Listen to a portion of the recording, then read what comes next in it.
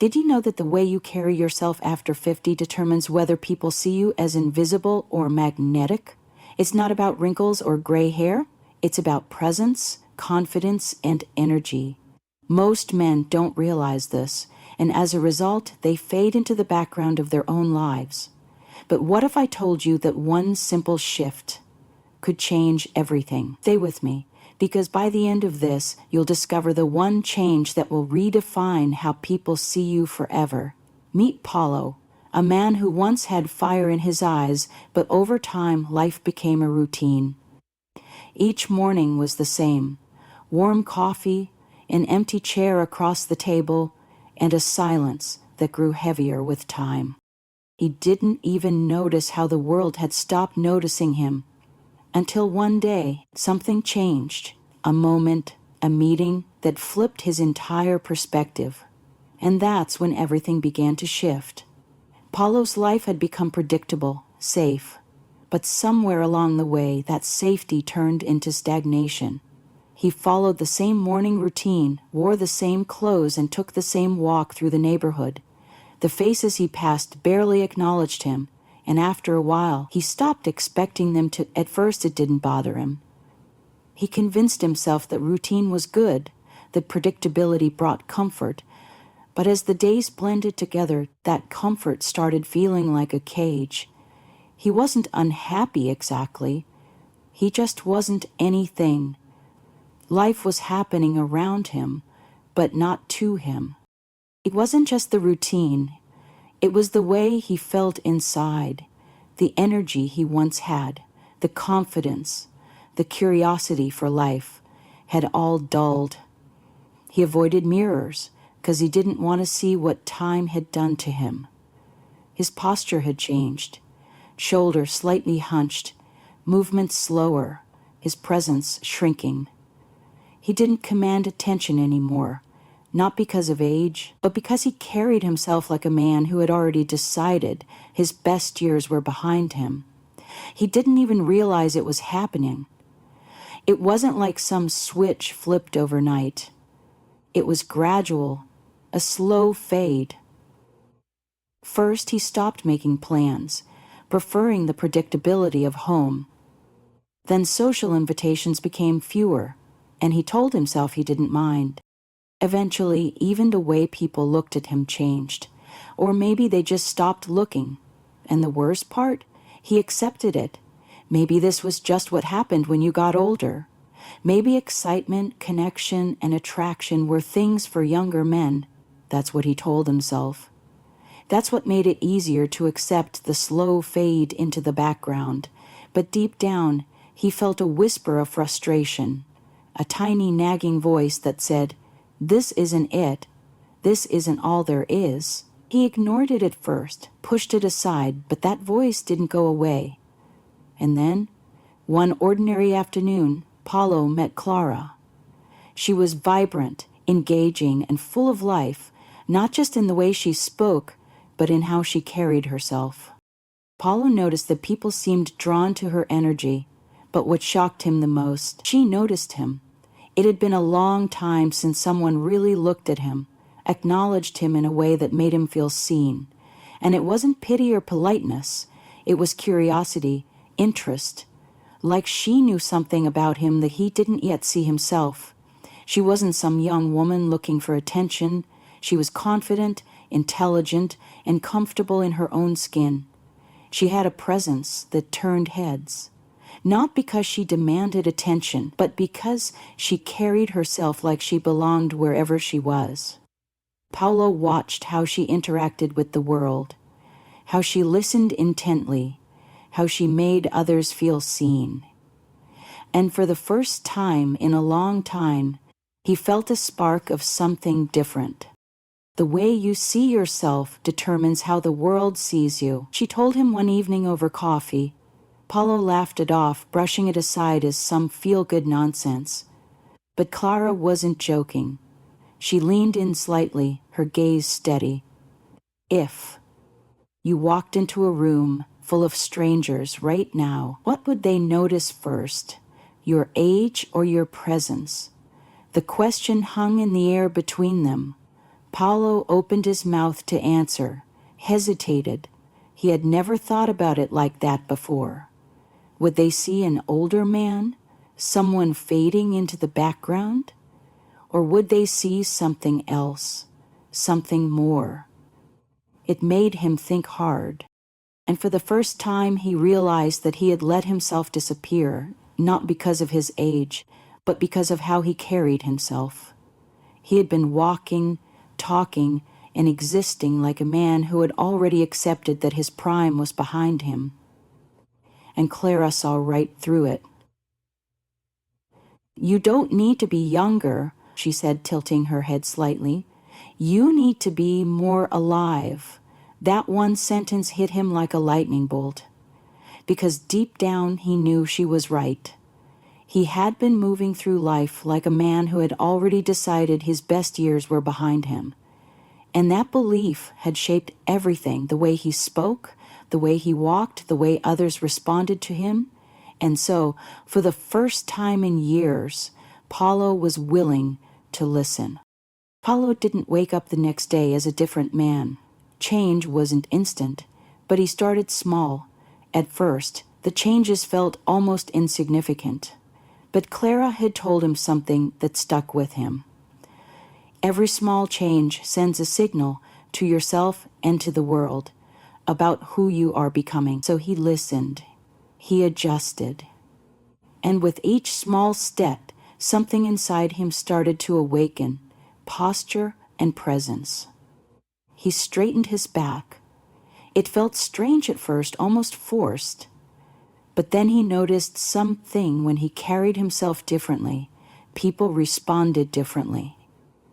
"Walk like a man who owns his space," Clara reminded him. So he did. He made a habit of standing taller, keeping his shoulders back, walking with a sense of purpose, rather than shuffling through life, unnoticed. Reigniting curiosity, instead of assuming he had nothing new to learn, Paolo started paying attention again. He began asking questions, not just in conversations, but about the world around him. He read books on topics he'd ignored for years, listened to music he hadn't heard in decades, and struck up conversations with strangers. And something remarkable happened. People engaged back. He was no longer just an observer. He was participating in life again, breaking the routine. Routine wasn't bad, but it had become a trap. So Paolo started breaking out of it. He took a different route on his morning walk. He sat in a new cafe and ordered something unfamiliar. He went to places he hadn't been in years. These weren't drastic changes, but each small shift added something new to his world. New sights, new smells, new conversations, health and energy. It wasn't about looking younger, that wasn't the goal, but feeling stronger. That was something he could control. Paolo started stretching in the morning. He moved his body more, took deeper breaths, and began choosing food that made him feel good rather than just full. It wasn't about going back in time. It was about making the most of the time he had now. And the most unexpected thing, he started enjoying it. And then something unexpected happened. Paolo noticed how people began to look at him differently. Strangers engaged in conversation. Shopkeepers greeted him warmly. A woman in line at the grocery store smiled at him, and instead of looking away, he smiled back. Women, younger and older, noticed him, not because he had suddenly become a different. He exuded something intangible, an energy, a presence, a quiet confidence. For the first time in years, Paolo felt seen. Not as an aging man, not as someone who blended into the background, but as a person who was present, engaged, and alive. That shift wasn't just about how others saw him. It was about how he saw himself, and that changed everything. One evening, Paolo and Clara were sitting at a cafe. The atmosphere was lively, filled with soft conversations, and the occasional clink of coffee cups against saucers. Paolo was relaxed, present, and engaged in their conversation. When something happened that he hadn't even considered before, a younger woman at a nearby table glanced at him, then looked away with a small smile. Paulo barely registered it. "But Clara did. Did you see that?" she asked, tilting her head slightly, a knowing look in her eyes. "See what?" Paulo frowned, sipping his coffee. "She noticed you." Clara's voice was calm, but there was an unmistakable emphasis on the words. Paulo chuckled, shaking his head. "Come on, Clara. She was probably looking at something behind me." "No, Paulo." Clara leaned in, her eyes locked onto his. "She noticed you not because of your age, not because of anything flashy, but because confidence is attractive at any age. And you, my friend, are starting to glow." It hit him then, like a slow wave rolling over him. He hadn't even considered the idea that someone might find him intriguing again, not in that way. But the truth was, he felt different, lighter, more aware of himself and his surrounding. He wasn't second-guessing himself. He wasn't shrinking into the background. He was simply there. And people, women included, could feel that. It wasn't about seducing younger women. It wasn't about proving anything to anyone. It was about rediscovering the power of presence, the way a man carries himself when he knows his value, when he's engaged with life, when he moves with purpose. That energy was magnetic. It had nothing to do with wrinkles or hair color or age. It had everything to do with being fully alive. For the first time in years, Paulo wasn't just existing, he was present. Now let me ask you, when was the last time you felt truly seen? Not just by others, but by yourself. When was the last time you looked in the mirror and saw more than just a man going through the motion, more than just someone stuck in routine, waiting for life to happen?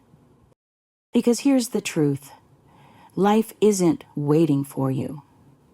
If you're tired of feeling like time is slipping away, if you're done wondering if your best days are behind you, then it's time to make a change, but not a massive, overwhelming change, just one small shift. You don't need permission to change. You don't need a miracle.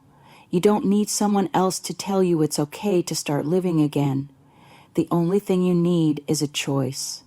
The choice to start now. Try this one small shift today. Stand taller, uncross your arms.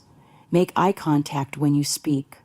Smile, not to be polite, but because you mean it. Ask a new question. Try something different. Take a new route home. Compliment a stranger. Engage in a conversation you'd normally avoid.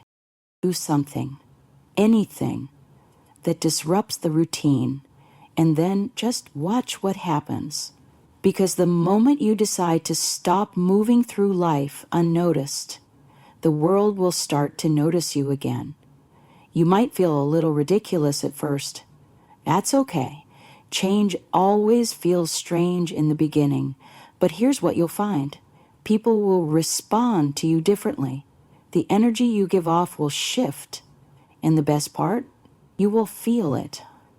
That presence, that confidence, that engagement with the world is already inside you. You're just waking it up again.